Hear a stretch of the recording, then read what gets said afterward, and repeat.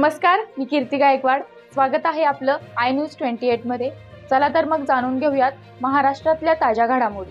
पळसवाडी उपसरपंचांचे उपोषण सुरू। खुलताबाद तालुक्यातील पळसवाडी येथे शासनाने संपादित केलेल्या जमिनीवरील अतिक्रमण हटवण्याच्या मागणीसाठी उपसरपंच सोमीनाथ ठेंगडे यांनी तहसील कार्यालयासमोर बेमुदत उपोषण सुरू केले आहे। अतिक्रमण हटवले जाईपर्यंत उपोषण सुरूच ठेवणार असल्याची भूमिका त्यांनी घेतली आहे।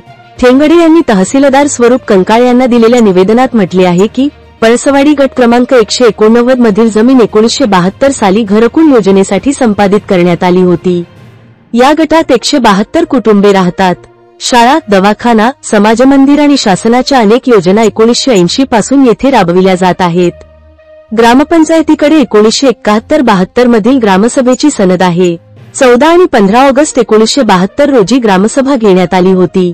त्यावेळी तहसीलदारांनी प्रत्येक लाभार्थीला 33,033 चौरस फूट प्लॉट वाटप केले होते। पालकमंत्री रफिक झकेरिया यांच्या हस्ते हे वाटप झाले होते। 1972 पासून 172 कुटुंबांची मालमत्ता ग्रामपंचायतीच्या 8 नोंदवहीत नोंदवली आहे। लाभार्थी ग्रामपंचायतीला नियमित कर भरतात। पुरावे असूनही अधिकाऱ्यांना वारंवार कळवूनही दलित समाजाला न्याय मिळालेला नाही। मूळ मालक अप्पाराव यादवराव यांच्या वारसदारांकडून शाळेचे प्रांगण, समाजमंदिर, हातपंप ताब्यात घेण्यात आले। या तक्रारीबाबत प्रशासनाकडे वारंवार पत्रव्यवहार करूनही कोणतीही कारवाई झाली नाही।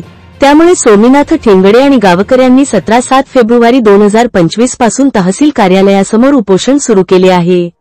शब्बीर शहा, संतोष ठेंगडे, सीताराम पवार, जायदाबी शेख, साबेराबी, मुबारक शहा, नर्मदाबाई हिवाळे, भागुबाई ठेंगडे, इंदुबाई गायकवाड, बिस्मिल्लाबी, अहमदखा पठाण, शशिकलाबाई यांची उपस्थिती होती। इंडिया न्यूज 28 खुलताबाद तालुका प्रतिनिधी अभिषेक ठेंगडे। मी आता इथं मरणार आहे, तसा उठणार नाही। काय एक सेकंद सुद्धा देत नाही मी तुम्हाला। मी इथं मेल्याशिवाय उठणार नाही। मी जनतेला काय सांगू राहिलो विचारून घ्या। माझ्या सरपंचाची तयारी करून ठेवा।